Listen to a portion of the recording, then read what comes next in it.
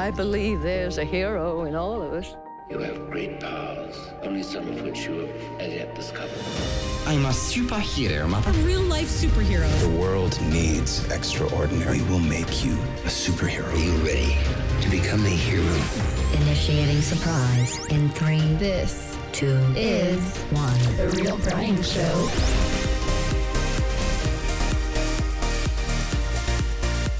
Oh, it's December.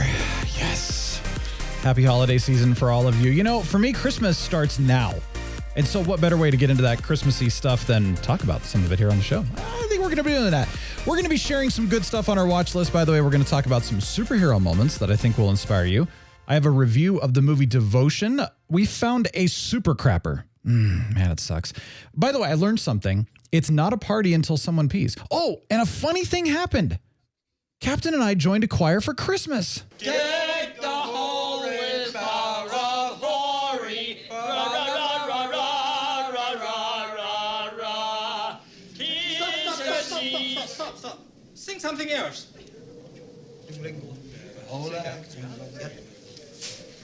Jingle bell, jingle all the way.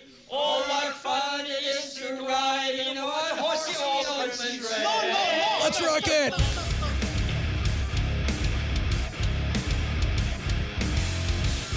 Man, we're sounding pretty good, Captain. What do you How think? did you get that recording?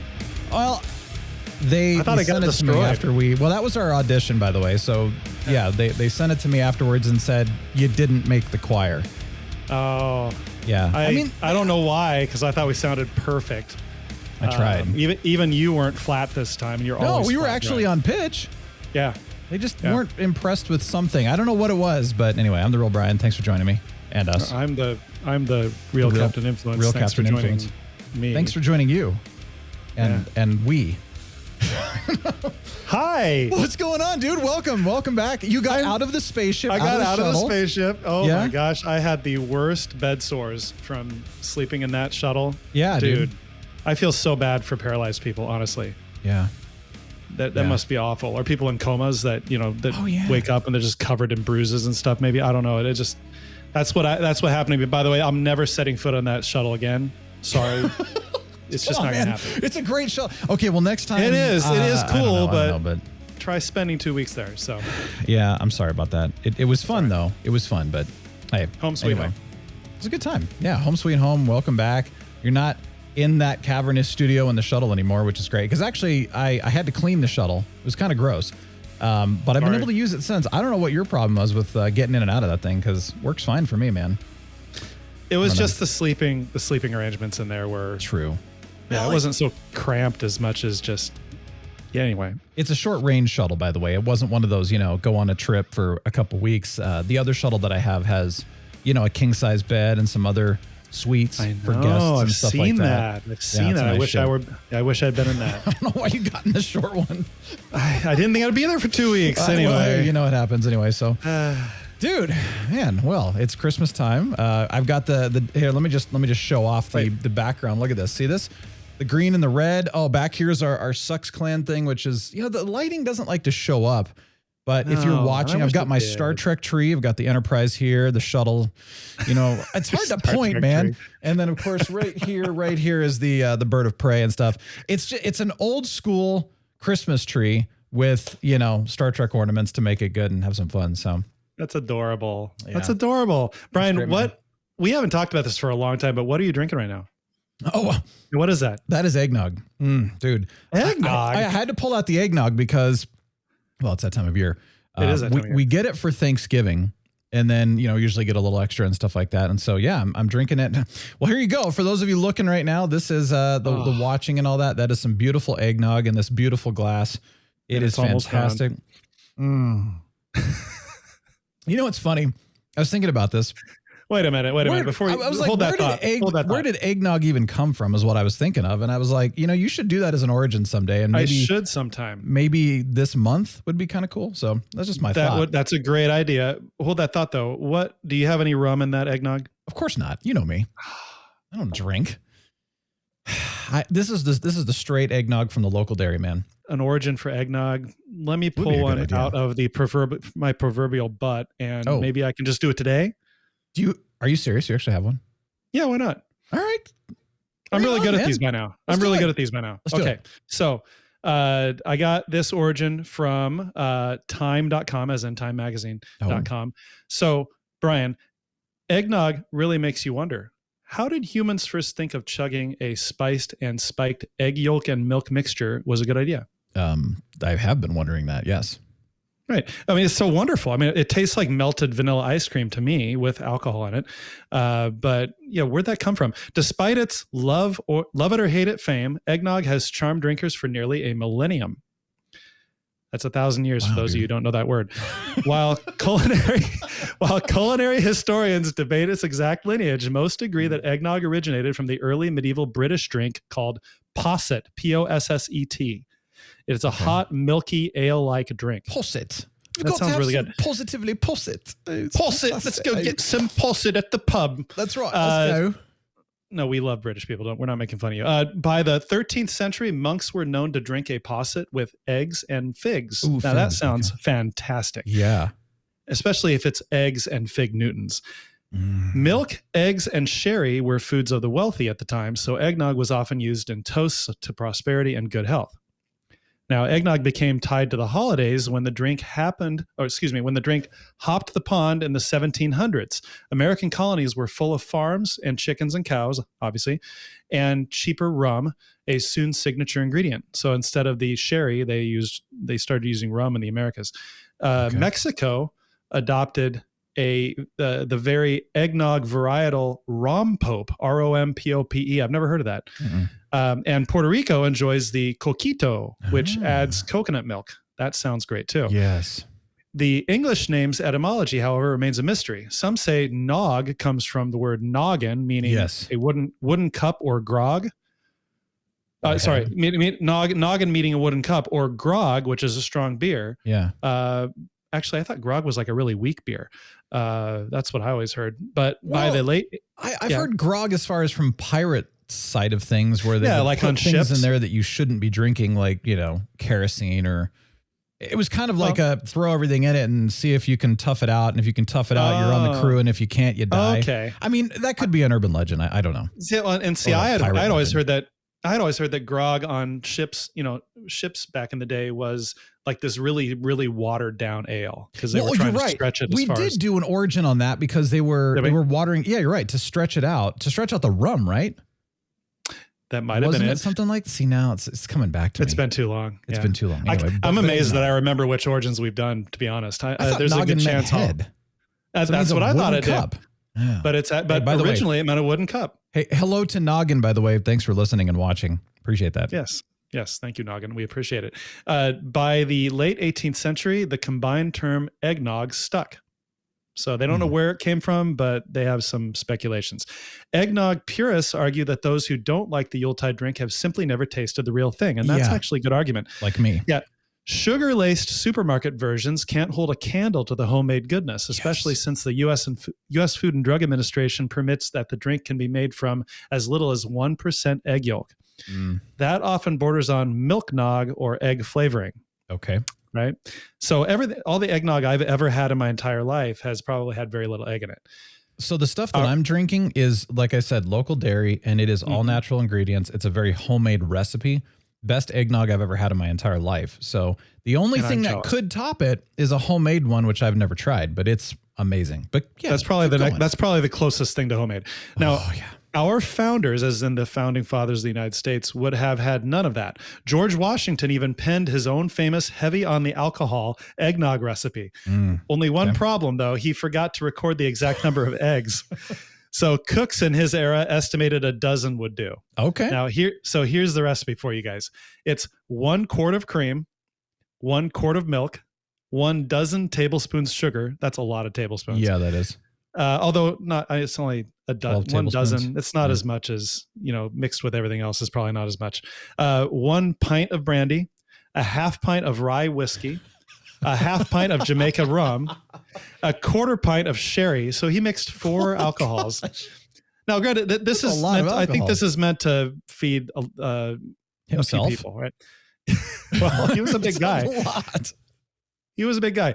Mix liquor first, then separate yolks and whites of eggs. Add sugar to beaten yolks and mix well. Add milk and cream, slowly beating. Beat whites of eggs until stiff. I did not know you could beat the whites of eggs until they were stiff. I didn't know that happened. And fold slowly into the mixture. Let set in cool place for several days. Taste frequently. Okay, I don't That's know his this for recipe. sure, but isn't that how you make meringue? Is with beating egg whites Yeah. into a stiff mixture and then adding whatever else you're supposed to? I've heard that, but Isn't that I've right? never beat egg whites before, so I've never that's beat just anyone before. Foreign to me. Oh yeah, Dude, whatever, Brian. That's amazing. I'm blown. But see, hold on though, because this eggnog has all kinds of other wonderful spices in it, like cinnamon and nutmeg, especially nutmeg. Yeah, good And point. there's other things, He does not. cloves and He doesn't mention spices, and I wonder if it's because the rum and the whiskey and the sherry combined and the brandy true.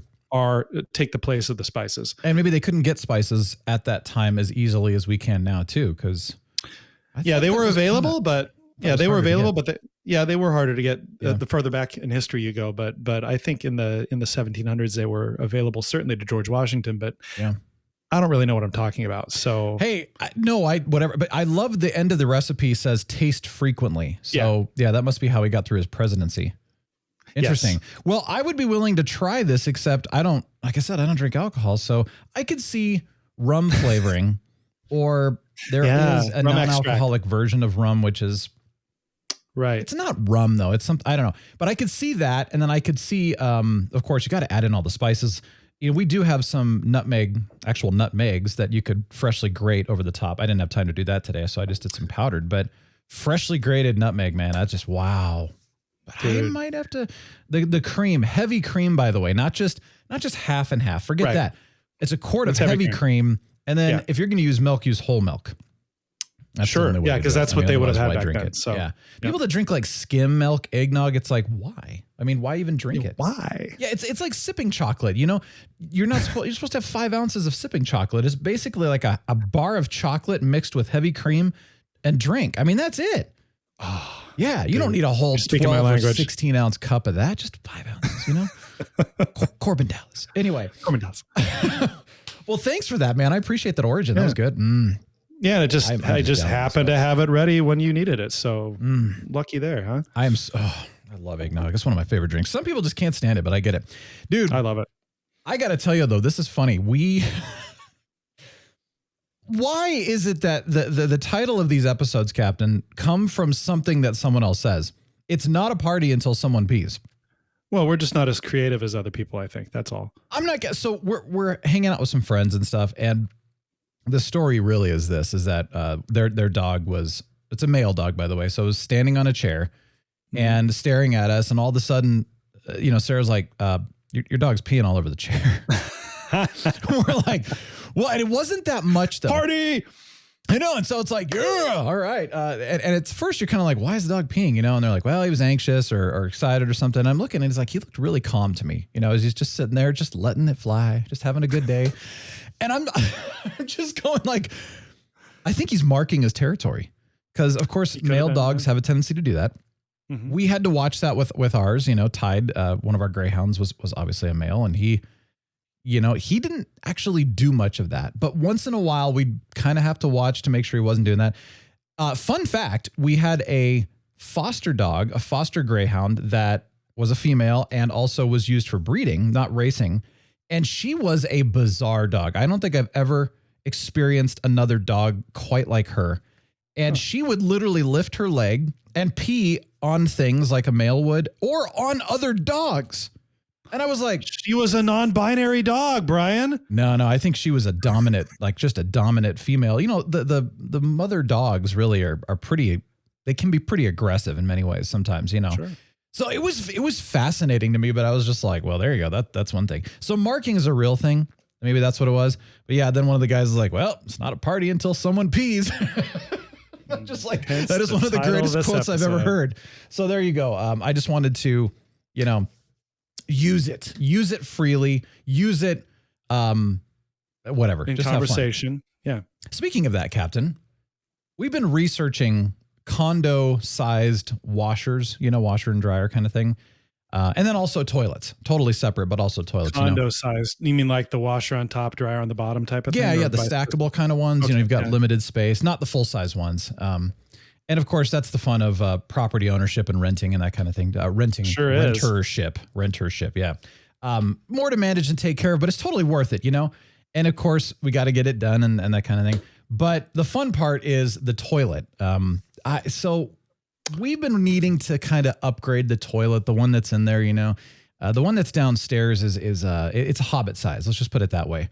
And I don't know about anybody else that's, at least above 6'4", but you want the ADA height toilet, comfort height is what they call it. It's like where you're sitting like on a chair, not like squatting on a child size, desk chair in a classroom or something like that. But I thought the ADA toilet is the shorter one. No. They're higher because they can easily transfer from a wheelchair over to the toilet a lot easier than, dropping down in and up. So that makes sense. Yeah. A lot of information here, but then I thought I want something. So they used to advertise this at, I think it was Lowe's or Home Depot or something about, flushes 26 golf balls or something crazy like that. And I was like, yeah, So do you know the ones though, the commercial ones, Captain, where, you go and you hit them and it's like, yeah, like you have at certain gas stations and airports, arenas and stuff.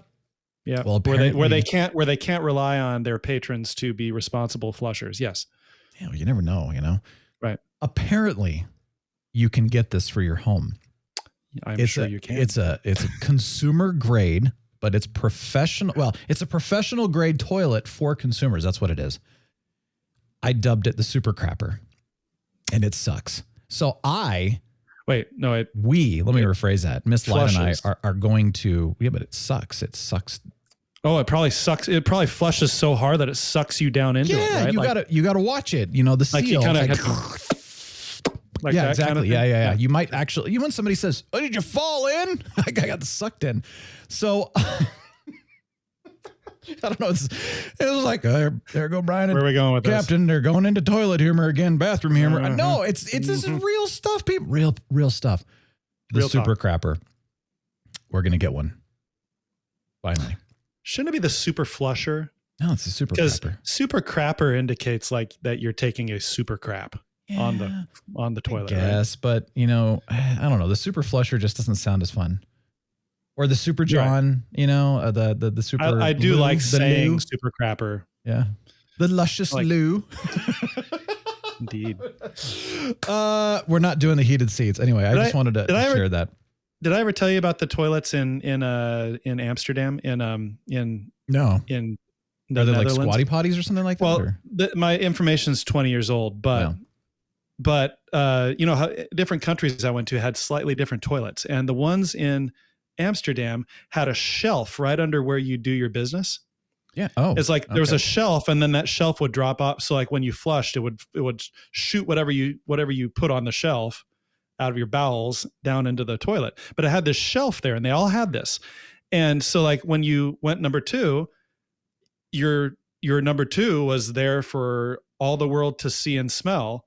It's like they valued inspecting their bowel movement before they flushed it. It's very strange because in America, and other more civilized countries, Netherlands, savages. When you do that, when you go your number two, it goes into the water, and the water cuts the smell. If you don't have water covering it, it smells really, really, really bad. There's a lot of information, but yes, you're right. You are right. I was as careful with it as I could be. Were you impressed? What's amazing though is that they do recommend that you inspect it periodically to check the health take a of look your at it. body and everything else. But you can do that when it's under clear water just as well as you can on a shelf. I mean, that was the weirdest. I'll never forget that. I'll never forget it. That's weird, dude. I think I'd be kind of like, I'm never coming back to this country again. No, I loved it. Oh, Netherlands was great. Okay. Holland is the best. Well, I love that part of the world, and I love the people. It's just that I don't love that. Yeah, it's a weird habit. That's a weird habit that you guys have over there. Anyway, well, hopefully it's an antiquated thing and it's not around anymore. Okay. I don't know, yeah. Well, let me ask you this, Captain. Did you buy anything for Black Friday at all? Not a thing. Okay. I was going to say this year was interesting. I noticed that there were more sales. There were more companies that have, in my experience, have never done sales before. Were doing sales this year. And the sales seem to be better, like actually finally getting back into, hey, that's actually a good sale, like 50% off or 67% off or 90% off. Finally, not the whole, yep, come in and, get a tote bag or something or 10% off. And you're going, that's lame. Why? Yeah. So cool. This year seemed to be good. So I'm curious who actually bought some good things, if anything. I know by the way, here's my theory. A lot of people have lowered their spending habits this year because, income has stayed the same. Cost of living has really gone up significantly across. That's true. At least across the U.S. I don't know about the rest of the world. I don't know what the economy is doing, but I know it's been huge here. And so people, I think a lot of this is like we're incentivizing you to come back and buy some stuff and afford it and that kind of thing. I tend to save up fun money. We take a little bit as we make enough money throughout the month or whatever to, do some fun money. We set some aside. I've been kind of saving it up to see what was going on for Black Friday. So I did get a couple things, namely video games, which I was very impressed by, like Stray. That's interested. Oh, you got game. Stray? Yeah. Sweet. How much was it? It was 20, I think. Oh, really? I missed that. I know. I would have snagged that for 20. And Guardians, the one you played, the Marvel's Guardians of the Galaxy, was also 20 and normally 60. So that was shocking. Nice. That's worth it. Yeah. And so I got both of those. Haven't started them yet. But Stray fascinates me because essentially, and I don't know much about it. I don't want to know much about it until I play it. I want to be surprised. It's a post-apocalyptic world, and you play as a cat and as a real cat. Like you're not some super powered cat or anything. You're literally just a cat. And you have the actions of a real cat. That's the game. But what's interesting is that the reviews are overwhelmingly positive, and everything I've ever read or heard about the game have said this is one of the coolest and most unique games, best games ever made. So maybe it's too high praise, but I'm a little worried, but I can't wait to try it out. I can't wait till you try it out either. I can't wait to try it myself, but I thought I got the impression from looking at the screenshots that it wasn't post-apocalyptic so much as like a cyberpunk. Like a future city. Yeah. Okay. And you know how people they market things. It may not be you're right. It may not be post-apocalyptic per se, but it is futuristic, cyberpunkish, but it's got that post-apocalyptic, maybe even like it's got that feel. I'm not sure if it's an actual post-apocalypse world. I'm not sure. Interesting. But, again, I don't know a lot. Obviously fill us in once you've played it. Cause I'm very interested in that game. It'll be fun. So I got a super Guardians, you're going to love it. I can't wait. Yeah. It'll be awesome. Yeah. I've got a superhero moment for you. At the basketball games, this is a very small thing. It's kind of interesting, but we sit in a row where in front of us is kind of an aisle. It's got a bar, which is nice, but you've got some extra legroom. And so, in between, basically at the beginning of the game, right before the game, right after the game, people can walk to get to their seats and stuff. But during the game, it's kind of like, this is a seat row, don't walk in front of us. Don't stand in front of us, kind of like social 101, you don't stand in front of somebody that's trying to watch something, down in front sort of thing. You don't walk in front of somebody that's trying to watch something, right? Well, apparently most of the population does not understand that. So they just decide they're just going to stand in front of us or walk in front of us constantly, and they're not even anywhere near, like their seats are on the other end and they just walk in front of us.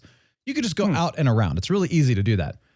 So as little of an issue as this is, yes, it's a first world problem. You do pay for those seats, and then you kind of say, but hey, like I just want to watch the game. I want to watch what's going on. It's just a respect issue. Not to mention you're always pulling your feet in. They're tripping over stuff. So what they tried we mentioned, we said, could you please do something about this? And so they put cones basically in the aisle. Well, then people, instead of just walking by, would trip over the cones and continue to walk by. And then they would look at us and look at the cones and just keep walking and be like, are you kidding me? Or they would literally like kick them out of the way. And I'm like, I don't even know how to respond to that. So interesting. We kept saying stuff and we're like, look, we're not trying to be, difficult about this, but please do something. And it's not just us. It's everyone else that's in these rows all around the arena. There's quite a few of these, And apparently they were getting a ton of complaints from people. And so the last game we went to, we get in there and there's this barrier. I don't know what that's called. There, I think actually Sarah sent it to me and I forgot what it's called, but it's basically, you know, the like a bar, you know, on one side, the little stand and everything, and it's got the ropes that go across and they connect to each other. There's a term, there's a name for them. Like a crowd, like a queue guide thing. Something like that. There's a name for them. There's an actual specific name, and she sent it, and I forgot what it was.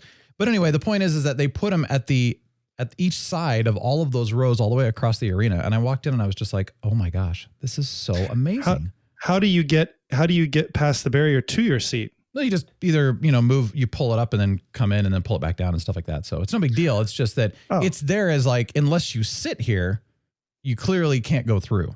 Right. Okay. Got it. And it worked. Like nobody. But if you have to get up to go to the bathroom and you walk in front of people to leave the row, isn't that the same thing?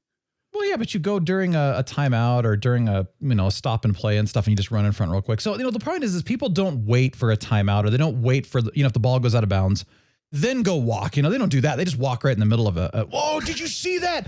Oh my gosh. I'm like, no, I didn't see it because there was somebody right in front of me. You know, that's the problem. Nice. Okay, I get it. Yeah. So what was really cool is that it worked 100%. Nobody walked through at all. And we were telling the event staff, we're like, you know, this is such a small thing that you guys did, but it is such a profound impact on all of us that sit in these seats all the way across the arena. Like, we've been dealing with this for years. Again, not really. It's not a life-shattering issue. It's not a big deal. Of course. But it was one small decision that someone did and said, let's do this. That was it. And it has massively impacted so many season ticket holders now that have been going for, you know, far longer than we ever have. And everyone was so happy. I'm like, little things make huge impacts. So I just wanted to share what an awesome superhero moment right there. Sweet. That was great. We do have more superhero moments another superhero story that I'll talk about in a minute. But Captain, I don't know what's going on with you, because it's been, you know, since you like escaped the shuttle and you took off and never heard from you again. But you're here. So what's I laid low for a few days. So I just got back from my Colorado trip 2 weeks ago, and I'm going back again this weekend just for one day. Wait, as in like tomorrow? You're coming out tomorrow? Wait, really? No, yeah, I'll be there tomorrow. Yeah. And then I'm coming home Sunday. Okay. Just all to see my friend, my old roommate and really good friend, James from Australia. He's coming into town. I've been needing to see him for several years now. Yeah. And he's finally there. And I took the opportunity I jumped on the opportunity. So I'm going to be driving out, you know, or flying out and driving out to, just for one day. That's so cool, dude. To be there. So that's great. It'll be a lot of fun. Are you staying with him? What's that? Are you guys gonna? Well, are you staying? I don't know if he lives in Colorado. No, I'll stay with my bestie like I always do. Okay. Yeah. Okay. Cool. Nice, dude. But also on a separate note, I finally got to watch A Quiet Place with my movie buddy. Finally. Yeah. But John Krasinski. I didn't realize that was his movie. Emily Blunt. And you know what? Yeah. And you know what? Yeah. And Emily Blunt, I like her. It was decent. It was pretty good. Really? That's it? It wasn't. But again, you've got to really go. You've got to impress me on a horror film. I liked the concept. It was a sci-fi suspense. It was just, I consider it a suspense horror film. Yeah. But it was pretty good. I'm glad I saw it. And I'm trying to watch Quiet Place Part 2. And isn't there a Part 3? Well, there's only 2 out. I don't know if they have a 3 coming or not. I think they planned for one. They might have a 3 coming out one of these years. But it was pretty good, and I'm glad I saw it. It's just I'm very hard to please with horror films or any film that involves a scare factor. So, well, it's not Alien Isolation level fear, suspense or at all. But I loved how they did it, because it was, there was no music, there was obviously no talking, and that it just made you feel alone, and it made you feel. I don't know. It was the weirdest feeling I got, out of that. And I think they did a phenomenal job with it. And, they did a good job with the aliens. I'll tell you this much. If you thought this one was decent, you'll probably think the second one is decent as well. But what I was impressed with the second one was that it was, usually sequels are not as good as the first one. And the sequel just picked up right where it left off and just did not disappoint all the way to the end. And so it was one of those like, wow, you guys really, it seems like they wrote the story for at least a 2 or a 3 part which was refreshing. But I mean, I loved it. No, I mean, is it everybody's going to like it differently, but I thought it was a great movie. But I'm glad you at least saw it. I mean, that's what matters. I'm glad too. Yeah. Cool, man. Yeah. I think it's cool that you're going to be in Colorado. I don't know if we're going to see each other, but I won't get to see you. I'm booked up that whole day, but I'm relatively offended by that, but you should be. You should be. I would be too if I were you. So yeah. Well, I want to talk about Devotion, the movie Devotion. Oh yeah. This movie, it's most people haven't even heard of it, Captain. It's interesting because I didn't even know what it was. Somebody said, "Hey, you want to go? Our friends, you want to go see Devotion with us?" And we're like, "What's Devotion?" So I'm looking it up, and I'm like, "Oh, okay, it's a movie about two pilots from the Korean War, the Forgotten War." Yeah. And interestingly enough, I've personally never forgotten about the Korean War, but at the same time, I was not really that educated, with it. I mean, it's like everywhere there's World War II history, there's World War I history, there's Vietnam. There's just not a lot about the Korean War out there. And so not a lot at all. I can see why they call it the Forgotten War, which is really sad. But going into the movie, we thought, let's go see what this is all about. I didn't want to know anything about it. Went in. Wow. So I'm going to say this much. Incredible.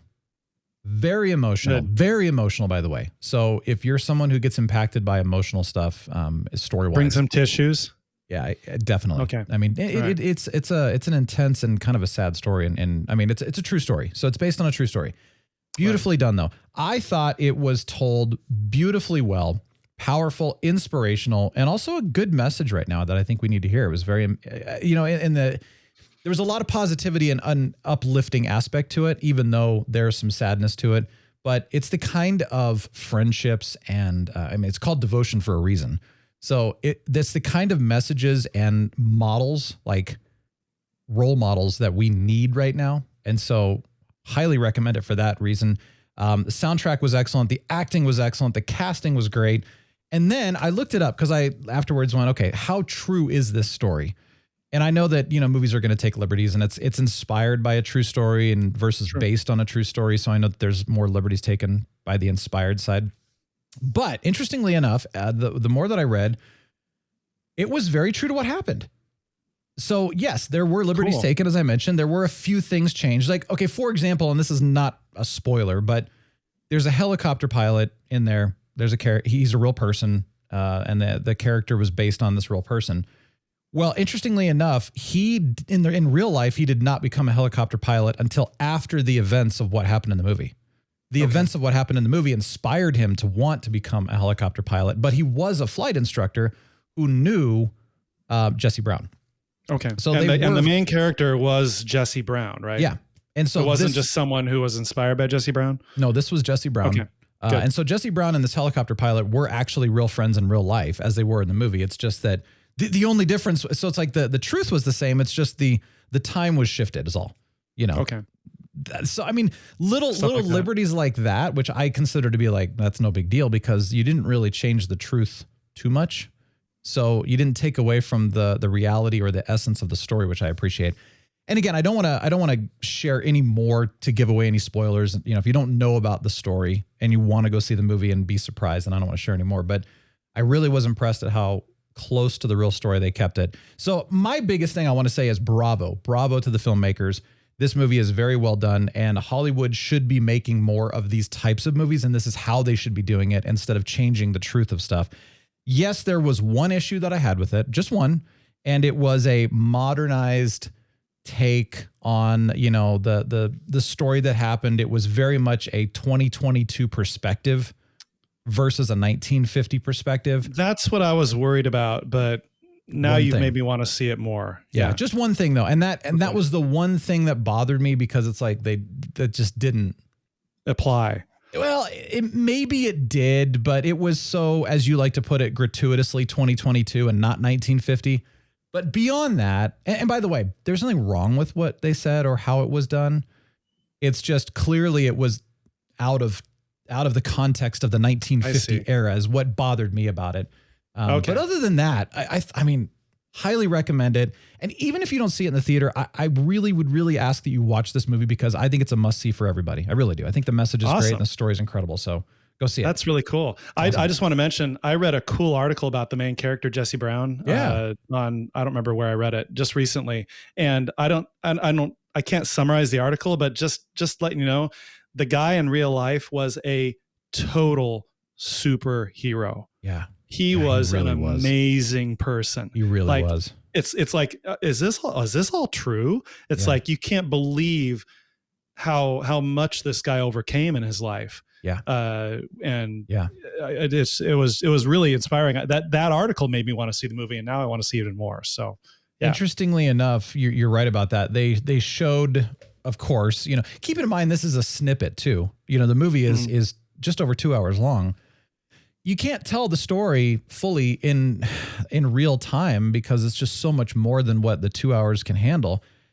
And so they do talk about, he shares some of the stuff he had to overcome.